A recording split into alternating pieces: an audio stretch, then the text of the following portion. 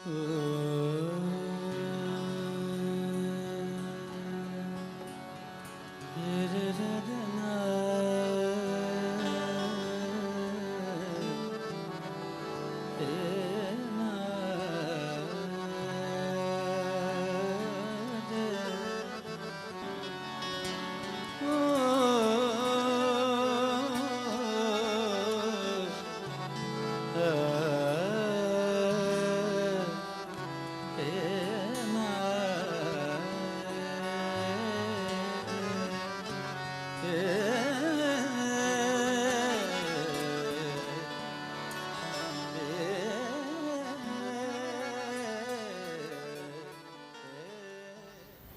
श्री अकाल साਰਿਆਂ ਨੂੰ आदाब नमस्कार गुड इवनिंग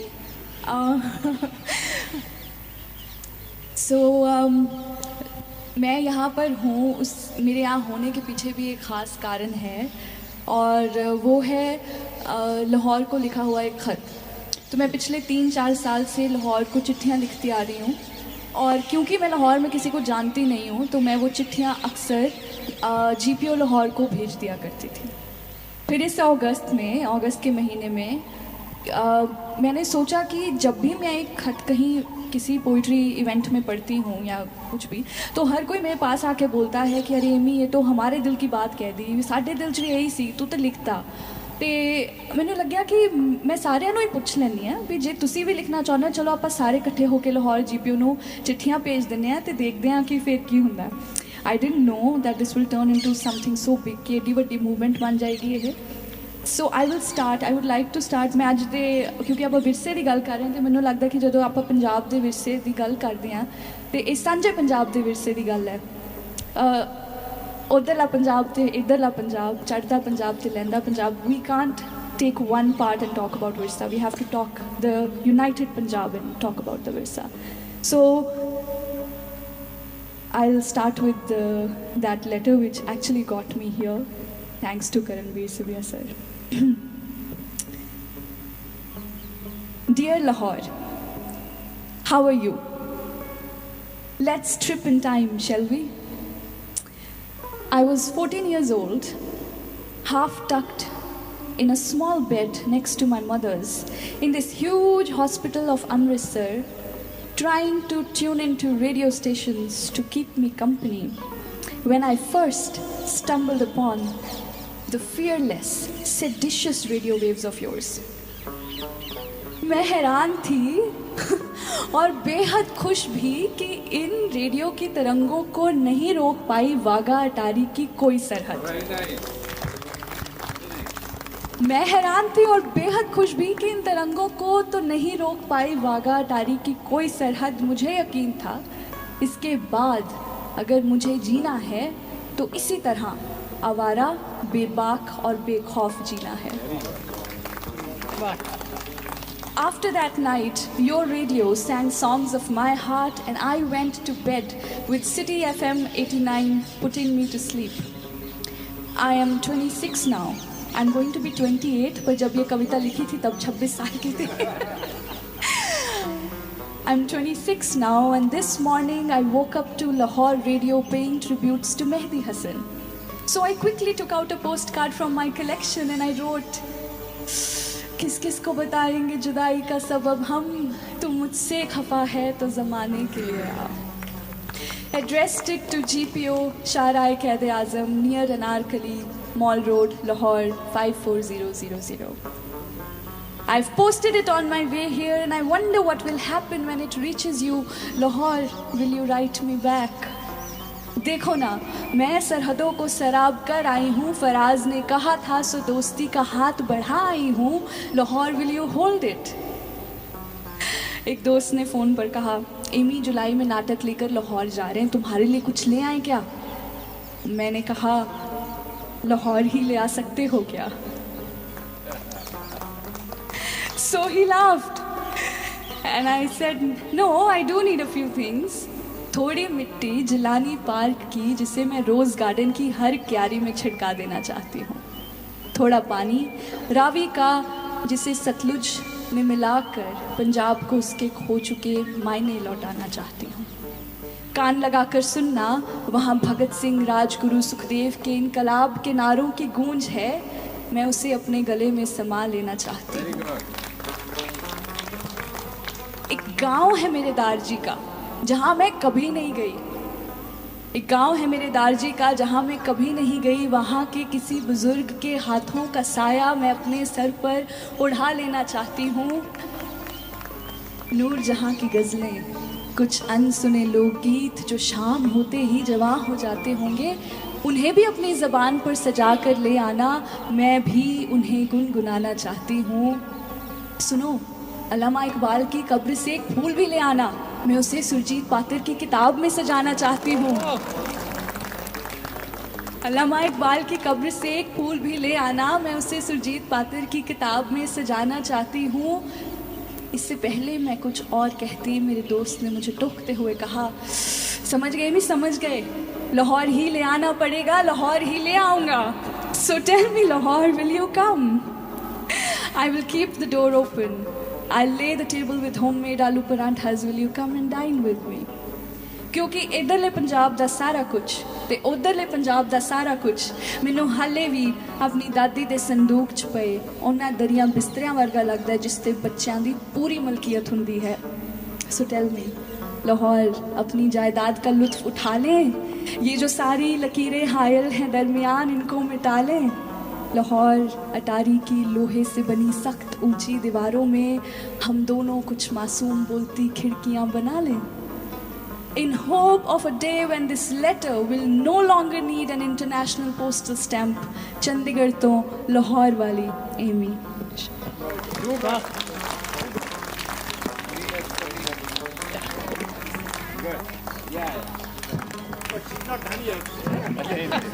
अभी बहुत कुछ है इस दीवानी लड़की के पास, पर मैंने बताया था ना ये बहुत इनकलाबी लड़की है। और मासूमियत देखिए, मोहब्बत में मासूमियत होती है कि वो उन सारी चीज़ों को पॉसिबल करना चाह रही है और वो उसका अपना एक अंदाज है अपनी बात कहने का। अभी जिसको तकलीफ हो वो होती रहे, उसने तो अपनी बात कह दी। मुझे ऐसा लगता है कि जो नफ़रत करते हैं ना बड़े पुरजोर तरीके से ऐसे सामने डट के नफ़रत करते हैं, पर जो हम लोग मोहब्बत करते हैं ना हम दिलों में रख के बैठते हैं।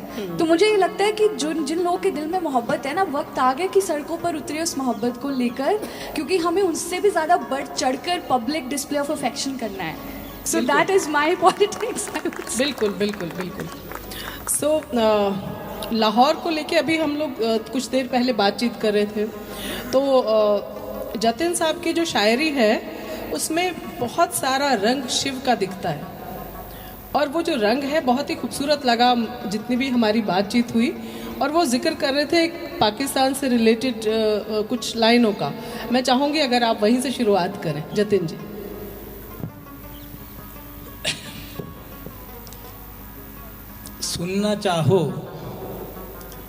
सुनना चाहो गर तुम तो मैं कोई बात करूं। सुनना चाहो गर तुम तो मैं कोई बात करूं। मेरे पास तुम्हारे सिवा कोई बात नहीं है। मेरे पास तुम्हारे सिवा कोई बात नहीं है।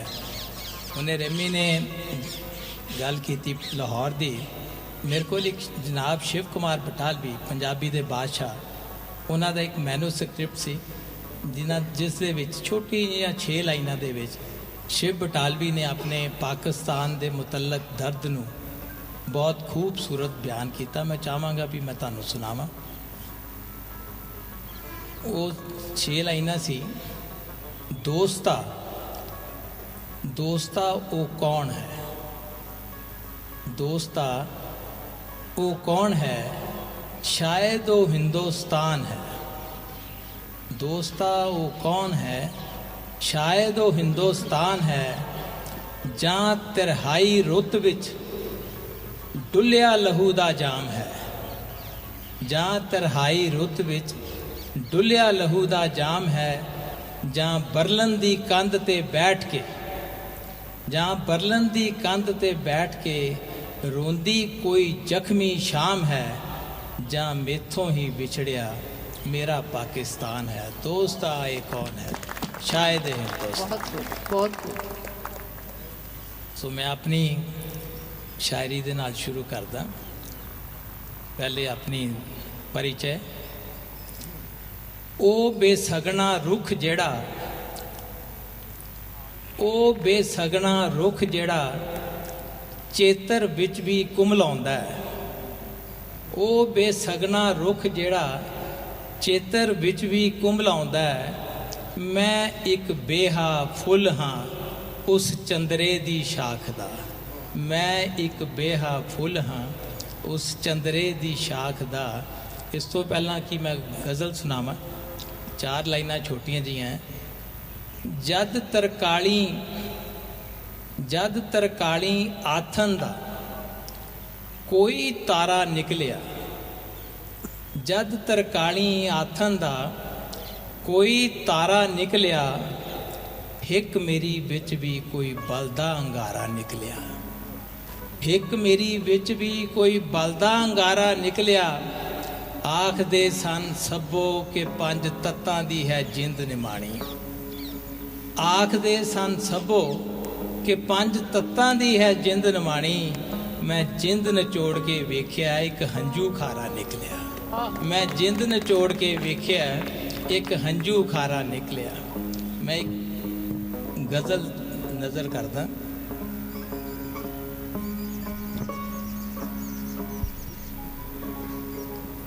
गज़ल का टाइटल है एक सवाल गुंजल। ओ कौन है, ओ कौन है जो तसल्लियां देंदे होए रो पिया। ओ कौन है जो तसल्लियां देंदे होए रो पिया। मेरे दिल दा सलाबा जिदे दीदियों चो पिया। मेरे दिल दा सलाबा जिदे दीदियों चो पिया। ओ कौन है, ओ कौन है जो इश्क मेरे दी रमज नू पछाणदा है। ओ कौन है जो इश्क मेरे दी रमज नू पछाणदा है। ओ कौन है जो इश्क दे फट दी रड़क नू जानदा है। ओ कौन है जो इश्क दे फट दी रड़क नू जानदा है। ओ कौन है जिस मलम लाउंदियां पोटे अपने लूह लए। ओ कौन है जिस मलम लाउंदियां पोटे अपने लूह लए। खड़े खलोते जिस दे चेतियां वसल मेरे छू लए। खड़े खलोते जिस दे चेतियां वसल मेरे छू लए। ओ कौन है जिस रीजां दी पुन्निया तो चाननी उसदी खो लई। ओ कौन है जिस रीजां दी पुन्निया तो चाननी उसदी खो लई। शिखर दोपहरी जिस चंद्रे ने हिजरां दी कहानी छो लई। शिखर दोपहरी जिस चंद्रे ने हिजरां दी कहानी छो लई। ओ कौन है जो हिजरां दे सूरज दी ठंडी धुप नूं सेकदा है। ओ कौन है जो हिजरां दे सूरज दी ठंडी धुप नूं सेकदा है। गीत मेरे सुनदे सर ही मड़ियां वाल नूं वेखदा है। गीत मेरे सुनदे सर ही मड़ियां वाल नूं वेखदा है। ओ कौन है, ओ कौन है जिस अपनी पुन्निया। ओ कौन है जिस अपनी पुन्निया मेरी मस्या तो वारती। ओ कौन है जिस अपनी पुन्निया मेरी मस्या तो वारती। हिजरी वेड़ी रत्ता को लो लई जोबन रुत तक साड़ती। हिजरी वेड़ी रत्ता को लो लई जोबन रुत तक साड़ती। मैं ते मेरा हिजर दोवें रल के सां गल्लां कर रहे। मैं ते मेरा हिजर दोवें रल के सां गल्लां कर रहे। बिरहों वेड़े उगियां पीड़ां दियां नस नस मल्लां मल रहे। मैं ते मेरा हिजर दोवें रल के सां गल्लां कर रहे। बिरहों वेड़े उगियां पीड़ां दियां नस नस मल्लां मल रहे। जाद उसदी सोच मेरी नूं आण कलावा मारदी। जाद उसदी सोच मेरी नूं आण कलावा मारदी। भबूके वाकण मचदी सोच नूं अचनचेत ही ठारदी। ओ कौन है जो तसल्लियां देंदे होए रो पिया। बहुत खूब, बहुत खूब। तो इससे पहले कि मैं फिर से एमी को कहूँ कुछ और अगला वर्क का खोल, तो बिफोर दैट एक बात मैं शेयर करना चाहूँगी, क्योंकि जिस तरह से जो जज्बात एमी के थे कि उसने ख़त लिखा जीपीओ के नाम, तो ये जो रिश्ते हैं और रिश्ते किस तरह से सफ़र करते हैं, इसका एक मिसाल मैं दूंगी। खुशवंत सिंह के नाम पे एक फेस्टिवल होता है कसौली में, 8वां था इस बार, 8 साल पहले शुरू हुआ। तो पहले 1 और 2 एडिशन में पाकिस्तान के बहुत दोस्त आए, बहुत सारे थिंकर्स, राइटर्स, डिप्लोमेट्स, और बड़ा अच्छी महफिलें लगी। फिर उसके बाद ऐसे हालात हुए कि वो आना जाना बंद हो गया उन लोगों का। तो उन जो आने वाले दोस्त थे उनमें एक है फ़कीर एजाजुद्दीन, जो एक हिस्टोरियन है, आर्ट हिस्टोरियन है, और उनका वास्ता जो है महाराजा रंजीत सिंह के कोर्ट से था।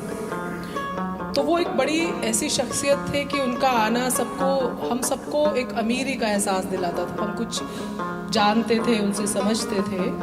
और आप में से बहुत लोगों को शायद पता होगा कि जिस वक्त खुशवंत सिंह की डेथ हुई तो उन्होंने फ़ोन करके उनके बेटे को कहा कि इनकी थोड़ी सी एशेज़ आप रख लेना मेरे लिए। और जब वो आए तो उन्होंने वो एशेज़ अपने साथ ली, और उनका जो गांव है उधर सरहद पार हडाली, वहाँ वो एशेज़ लेके गए, और उनका जो स्कूल था वहाँ एक दीवार में वो एशेज़ सीमेंट के साथ मिला के उस जगह एक प्लाक बनाया हुआ है। सो ये ऐसी मोहब्बतों की कहानियाँ हैं जो आपके रोंगटे खड़े करती हैं कि वो रिश्ते नहीं टूटते हैं। एंड देन उसके बाद क्या हुआ कि फ़कीर एजाजुद्दीन को उस फेस्टिवल में आने की इजाज़त नहीं मिली। तो उन्होंने एक मेल लिखा राहुल को, जो यही था कि हम कि ठहरे अजनबी इतनी मदारतों के बाद। पर मैं फिर भी कहूँगी कि चलिए ठीक है, दोस्त मायूस ना हो, सिलसिले बनते बिगड़ते ही रहे हैं अक्सर। और ये लाइन किसकी थी? मैं बीच बीच में आपको याद दिलाऊंगी उन शायरों की जो इधर पैदा हुए और उधर चले गए। अहमद राही अमृतसर में पैदा हुए थे और डाइड इन लाहौर। उनकी लाइन थी, दोस्त मायूस ना हो, सिलसिले बनते बिगड़ते ही रहे हैं अक्सर। एमी, अब आप हमें क्या सुनाने वाली हैं? आपकी बात को ये पिक करते हुए जी, जैसे उन्होंने बताया कि ये बात उन मोहब्बतों की है कि आना जाना दोनों तरफ से, तो मैं आज तक अपनी ज़िंदगी में किसी एक भी ऐसे शख्स को नहीं मिली हूँ जो पाकिस्तान से होकर आया हो और उसने मुझे आकर ये ना बताया हो कि कितनी मोहब्बत मिली है। फ्रॉम थिंग्स लाइक कि अरे हम रिक्शा में बैठे, उन्होंने हमसे पैसे नहीं लिए, हम दुकान पे गए, उन्होंने हमें मुफ्त में चीज़ दे दी, हमें अपने घर बिठा के खाना खिलाया, पकड़ पकड़ के बाज़ार में आप इंडिया से आए हो, भारत से आए हो, आप आओ, वहाँ पे वो गांव है, वहाँ पे वो सड़क है। तो ऐसी बातें हमेशा उनके साथ होती हैं। आप भी अगर आपका कोई गया हो तो आपने ऐसी ही बातें सुनी होंगी, क्योंकि मैंने तो ऐसी ही सुनी हैं। तो मेरे कुछ दोस्त पिछले साल रावी, जसी संघा और सुख अंसार, ये 3 दोस्त थे, ये पाकिस्तान में एक शादी पर गए थे। और वहाँ से जब ये लोग वापस आए ना, तो कला भवन चंडीगढ़ में पात्र साहब की सपोर्ट के साथ ना एक प्रोग्राम रखा जहाँ पे ऐसी स्क्रीन लगा करके उन्होंने वहाँ की तस्वीरें और वीडियोस प्ले करी और दिखाया कि शादी कैसी थी, कल्चर कैसा है, और वहाँ से कितनी मोहब्बत मिली। तो चंडीगढ़ के लोगों को भी देखने को मिला कि अच्छा, ये तो बिल्कुल हमारे जैसे हैं, पर मोहब्बत करने में तो हमसे भी 4 कदम आगे हैं, मतलब इतना दिल खोल के प्यार जताते हैं। तो मैं भी वहाँ थी। अब मैं तो रोती नहीं वहाँ पे बैठे, हर एक तस्वीर मुझे रुला देती थी, हर एक वीडियो मुझे रुला देती थी। तो मैं घर आई और फिर एक और नज़म लिखी मैंने लाहौर के नाम, तो वो सुना देती हूँ। पंजाबी च है ये, कईयां दा मेरे नाल शिकवा हुंदा भी कुड़िए तू गल तां ठीक कर दी पर तू पंजाबी च कर लिया कर। ठीक है, तो पंजाबी में चज दी गल कर। पंजाबी च है। तो नवे जमाने का मुशायरा देख लो, आप फोन च देख के पढ़ी दा, आप कागज़ ते प्रिंट नहीं किया, लिखा नहीं। एनीवे, प्यारे लाहौर, तेरे वेड़े दे मीच भिजे फुल्लां वर्गे दोस्त जदों वतनी परते, ਪਿਆਰੇ ਲਾਹੌਰ ਤੇਰੇ ਵਿਹੜੇ ਦੇ ਮੀਂਹ 'ਚ ਭਿੱਜੇ ਫੁੱਲਾਂ ਵਰਗੇ ਦੋਸਤ ਜਦੋਂ ਵਤਨੀ ਪਰਤੇ ਤਾਂ ਉਹਨਾਂ ਨੇ ਮੈਨੂੰ ਤੇਰੀਆਂ ਬਹੁਤ ਗੱਲਾਂ ਸੁਣਾਈਆਂ। ਤੇਰੇ ਬੁਰਜ, ਤੇਰੇ ਬਾਜ਼ਾਰ, ਤੇਰੇ ਬੂਹੇ, ਤੇਰੇ ਬਿਰਖ, ਤੇਰਾ ਮੋਹ, ਤੇਰਾ ਪਿਆਰ, ਤੇਰਾ ਮਾਨ, ਤੇਰੀ ਝਿੜਕ, ਤੇਰੀ ਹਰ ਸ਼ੈ ਦਾ ਤਰਜਮਾ ਉਹਨਾਂ ਆਪਣੇ ਹਾਸਿਆਂ ਨਾਲ ਕੀਤਾ। ਤੇਰੀ ਹਰ ਸ਼ੈ ਦਾ ਤਰਜਮਾ ਉਹਨਾਂ ਆਪਣੇ ਹਾਸਿਆਂ ਨਾਲ ਕੀਤਾ। ਲਾਹੌਰ ਮੈਂ ਸਾਰਾ ਕੁਝ ਚੁੱਪਚਾਪ ਸੁਣਦੀ ਰਹੀ। ਮੈਂ ਸਾਰਾ ਕੁਝ ਚੁੱਪਚਾਪ ਸੁਣਦੀ ਰਹੀ। ਫਿਰ ਮੈਂ ਆਪਣੇ ਹੱਥਾਂ ਵੱਲ ਵੇਖਿਆ। ਫਿਰ ਮੈਂ ਆਪਣੇ ਹੱਥਾਂ ਵੱਲ ਵੇਖਿਆ। ਖੌਰੇ ਕਿਹੜੇ ਜਨਮ ਇਸ਼ਕ ਨੇ ਤੇਰਾ ਨਾਮ ਮੇਰੇ ਹੱਥੀਂ ਲਿਖਿਆ। ਖੌਰੇ ਕਿਉਂ ਮੁਕੱਦਰ ਉਸ 'ਤੇ ਲੀਕਾਂ ਵਾਈਆਂ। ਤੇਰੀ ਤਾਂਗ 'ਚ ਉੱਠਿਆ ਮੇਰਾ ਹਰ ਕਦਮ, ਮੇਰੀਆਂ ਰੀਝਾਂ ਬਿਰਹਾ ਦੀ ਝੋਲੀ ਪਾਈਆਂ। ਫਿਰ ਵੀ ਹਰ ਵਾਰ ਮੇਰੀਆਂ ਅੱਖਾਂ ਨੇ ਬੇਗਾਨੀਆਂ ਨਜ਼ਰਾਂ ਨਾਲ ਤੇਰਾ ਦੀਦਾਰ ਕੀਤਾ। ਫਿਰ ਵੀ ਹਰ ਵਾਰ ਮੇਰੀਆਂ ਅੱਖਾਂ ਨੇ ਬੇਗਾਨੀ ਨਜ਼ਰਾਂ ਨਾਲ ਤੇਰਾ ਦੀਦਾਰ ਕੀਤਾ। ਲਾਹੌਰ ਮੈਂ ਬਹੁਤ ਟੁੱਟੀ, ਫਿਰ ਮੈਂ ਟੁੱਟ ਕੇ ਤੈਨੂੰ ਪਿਆਰ ਕੀਤਾ। ਫਿਰ ਵੀ ਹਰ ਵਾਰ ਮੇਰੀਆਂ ਅੱਖਾਂ ਨੇ ਬੇਗਾਨੀਆਂ ਨਜ਼ਰਾਂ ਨਾਲ ਤੇਰਾ ਦੀਦਾਰ ਕੀਤਾ। ਲਾਹੌਰ ਮੈਂ ਬਹੁਤ ਟੁੱਟੀ, ਫਿਰ ਟੁੱਟ ਕੇ ਤੈਨੂੰ ਪਿਆਰ ਕੀਤਾ। ਤੇਰੀ ਮਿੱਟੀ ਨੂੰ ਮੱਥੇ ਲਾਉਣ ਵਾਲੀ, ਤੇਰੇ ਨਾਂ ਤੇ ਨਜ਼ਮਾਂ ਲੁਟਾਉਣ ਵਾਲੀ एमी। वाह वाह वाह वाह, कितना खुश नसीब है लाहौर। एमी उसको चिट्ठियाँ लिख रही है। वो जो मोहब्बत की बात एमी ने की ना कि वहाँ लोग पैसे नहीं लेते। हाँ, हम लोग गए थे, हमारे साथ भी ऐसा हुआ था, पर ऐसा बिल्कुल नहीं है कि इधर के लोग उतनी मोहब्बत नहीं करते हैं। 2005 में इंडो पाकिस्तान फ्रेंडशिप मैच हुआ था मोहाली में, और मुझे याद है चंडीगढ़ के लोगों ने अपने घरों के हमारे घर में आके रहिए 16 सेक्टर क्रिकेट ग्राउंड में, जब वहाँ से बस में से लोग उतरते थे आके, जो जिन लोगों को वीज़ा मिला था, कुछ 5-7-10 हज़ार लोगों को जितनों को भी मिला था, तो वो होड़ लगती थी कि भाई हमारे घर रहिए चल के आप। और बाज़ार में वो लोग शॉपिंग कर रहे हैं, कोई उनसे पैसे नहीं ले रहा है, तो वो मोहब्बतें मुझे लगता है दोनों तरफ ही हैं और बस बची रहें। बाकी अहमद राही का एक शेर जो बच गया था वो ये है कि वो मोहब्बत के कई रंग हैं ना, तो वो कहते हैं कि जान लुटा देने के फरसुदा फसानों पे न जा, कौन मरता है मोहब्बत में, सभी जीते हैं। जतिन जी, अब एक आपकी लंबी वाली गज़ल हो जाए, गज़ल या नज़्म क्या सुनाइएगा? जी जी। गज़ल है, गज़ल का टाइटल अरजोई। कर पीड़ा इकट्ठियां, कर पीड़ा इकट्ठियां, मैनू शिवपुरी नू तोर। कर पीड़ा इकट्ठियां, मैनू शिवपुरी नू तोर। पल्ले बन देवी गीत मेरे, मेरे खुणों ना जावन डोल, मैनू शिवपुरी नू तोर। आख छड्डी चारज नू, आख छड्डी चारज नू, के झल स्वाद नाल मारे। मैथों पहलों एक एक करके मेरे गीत सबों साड़े। आख छड्डी चारज नू, के झल स्वाद नाल मारे। मैथों पहलों एक एक करके मेरे गीत सबों साड़े। जे कोई चंद्रा कूक पवे, चित छड्डी ओ अंडोल, मैनू शिवपुरी नू तोर, मैनू शिवपुरी नू तोर। लांबू दे भांबड़ दे बुल्ले, लांबू दे भांबड़ दे बुल्ले, मेरे बोल ने उड पुड जाने। हावां कीरनिया दे चखणी, ए न चंदरे ना वरजे जाने। जे मड़ियां च कोई लब्बे रुलदा, मित छड्डी ओ अंडोल, मैनू शिवपुरी नू तोर, मैनू शिवपुरी नू तोर।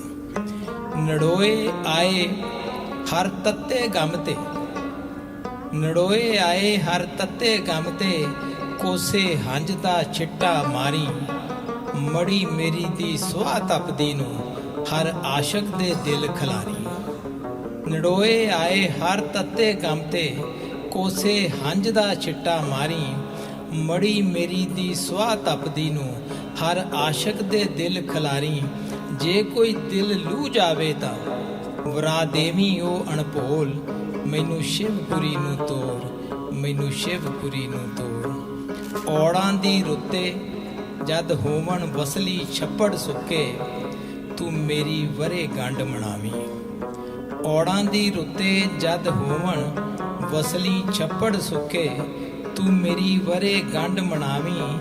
ਹਿਜਰਾਂ ਦੀਆਂ ਤਾਣ ਕਨਾਤਾਂ ਬਿਰਹੋਂ ਦੀ ਬੀੜ ਰਖਾਵੀਂ, ਹਿਜਰਾਂ ਦੀਆਂ ਤਾਣ ਕਨਾਤਾਂ ਬਿਰਹੋਂ ਦੀ ਬੀੜ ਰਖਾਵੀਂ। ਗਵਾਂ ਦੇ ਲੰਗਰ ਵਰਤਾਵੀਂ, ਗਵਾਂ ਦੇ ਲੰਗਰ ਵਰਤਾਵੀਂ।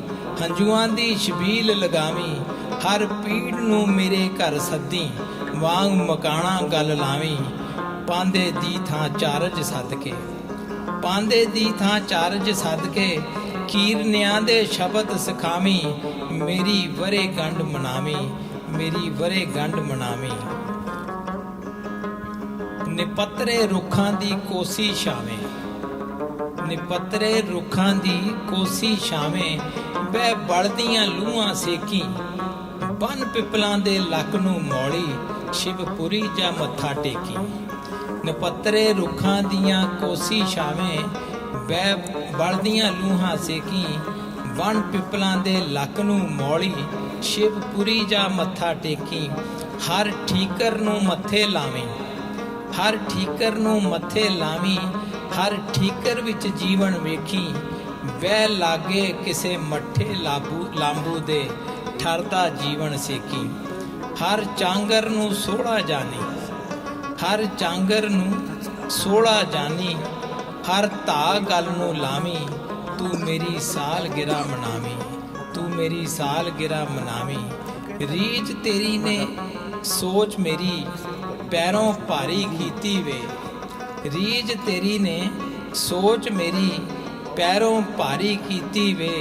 ਲੱਗਦਾ ਐਤਕੀ ਫਿਰ ਜੰਮਣਗੇ ਗੀਤ ਬੜੇ ਦੁਖਿਆਰੇ ਵੇ, ਲੱਗਦਾ ਐਤਕੀ ਫਿਰ ਜੰਮਣਗੇ ਗੀਤ ਬੜੇ ਦੁਖਿਆਰੇ ਵੇ। ਦੀਦਿਓਂ ਤਿਲਕਿਆ ਖਾਰਾ ਮੁੜਕਾ, ਦੀਦਿਓਂ ਤਿਲਕਿਆ ਖਾਰਾ ਮੁੜਕਾ।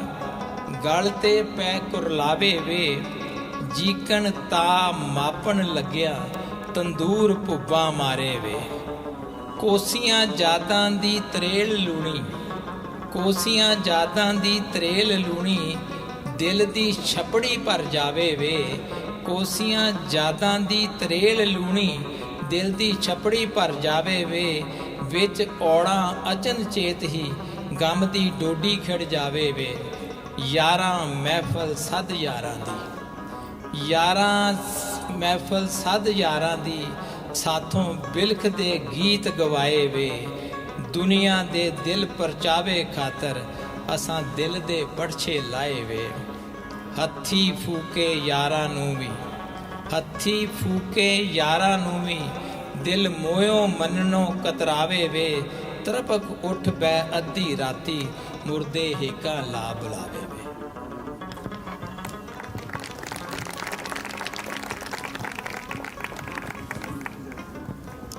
एक शेर जो अल्लामा इकबाल ने बाबा नानक के लिए कहा था वो मैं ज़रूर आपको सुनाती हूँ, और फिर एमी अपनी एक छोटी गज़ल सुनाएंगे और जतिन, एंड देन आपसे हम इजाज़त ले लेंगे। It will take 5 minutes.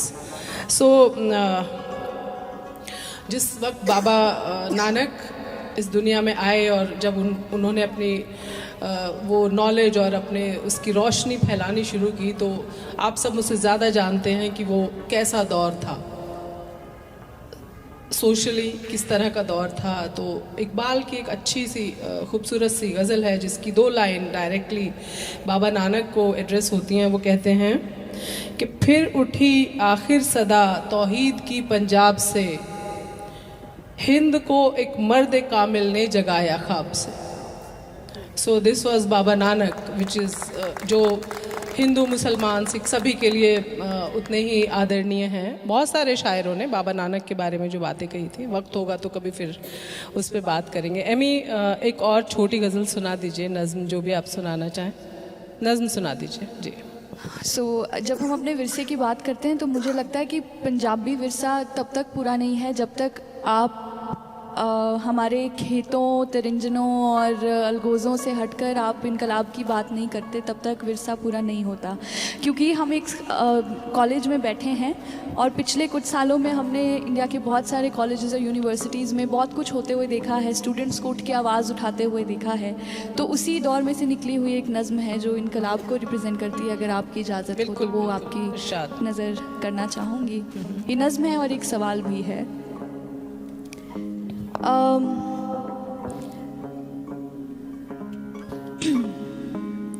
अगर अब भी चुप रहे तो फिर कब बोलोगे? अगर अब भी चुप रहे तो फिर कब बोलोगे?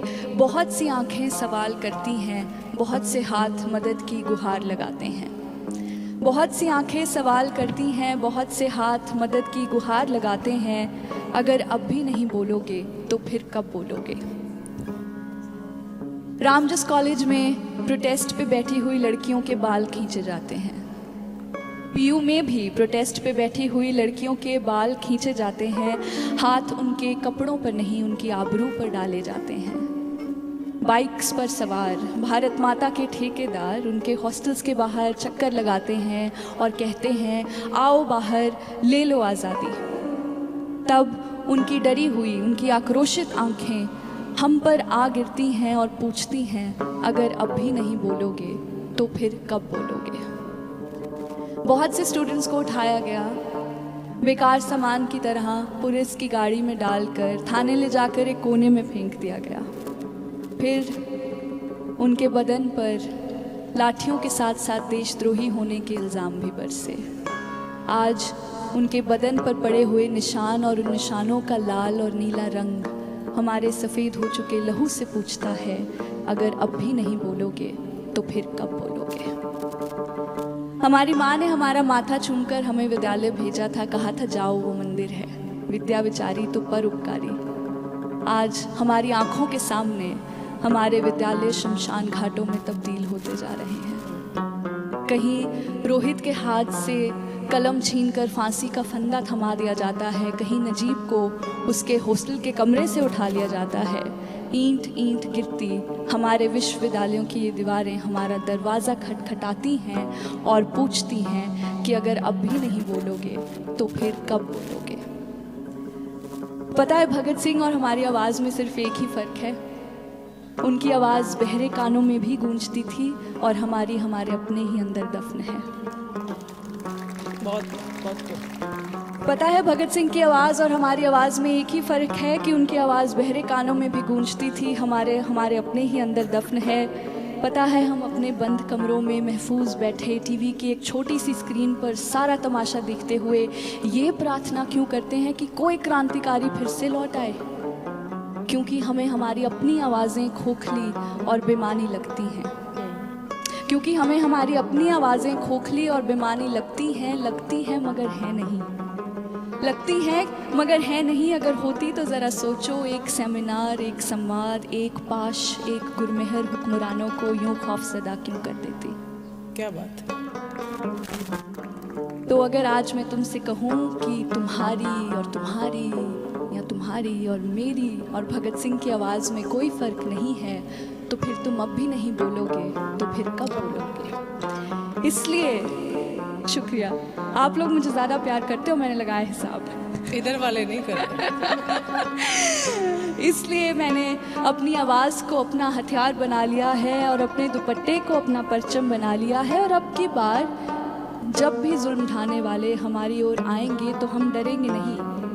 हम उनकी आंखों में आंखें डालकर कहेंगे कि तुम्हारे देने की होती तो हम तुमसे मांग कर ले लेते, मगर ये तो हमारी ही है और हम लेकर रहेंगे आज़ादी। शुक्रिया। सो पातर साहब आ गए हैं और उनके लिए एक शेर बड़ी देर से रखा हुआ था इंतज़ार में, और वो सुनाए बिना तो हम मानेंगे नहीं। तो वो था कि तेरे होते हुए महफिल में जलाते हैं चिराग, लोग क्या सादा हैं सूरज को दिखाते हैं चिराग। सो जतिन जी, एक छोटी सी नज़्म गज़ल जो भी आप सुनाना चाहें वो सुनाएं, और उसके बाद हमारा तो टाइम ओवर हो गया। लीजिए। एक शेर है छोटा जा, राहें अफसुर्दा की तारीकियां मुझे रास आने लगी। राहें अफसुर्दा की तारीकियां मुझे रास आने लगी।